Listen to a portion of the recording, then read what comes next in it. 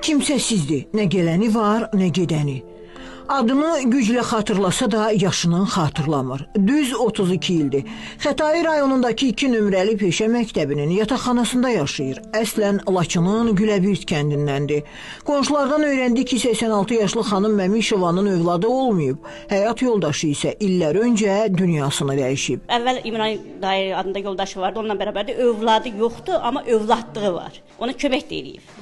Xəstə oldu, xəstəxanada da yatızlıdır, evində təmir elədi. Prosta bu adamın huşu yoxdur deyin, özün batırır, evə adam boşlamır, aparılan yeməkləri yemir. Yəni belə bir vəziyyətdir. Yəni imkan varsa, dövlət tərəfindən yerləşdirilə bilirsə, kömək eləsinlər. Yəni qonşular da şikayət edir. Yəni pis bir vəziyyətdir. Sakinlər xanım nənənin artıq 2 ildir acınacaqlı durumda yaşadığını deyirlər. Onlar iddia edirlər ki, qadının evindən gələn üfunət 5 mərtəbəli binanın dəhlizlərini də bürüyür.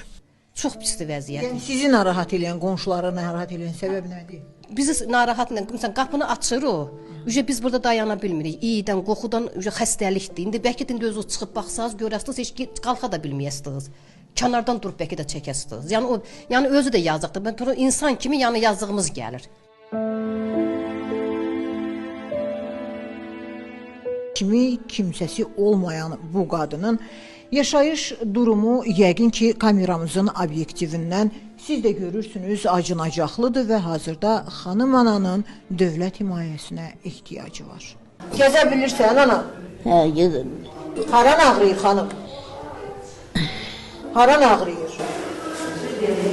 Və kim baxır sənə? Heç kəs.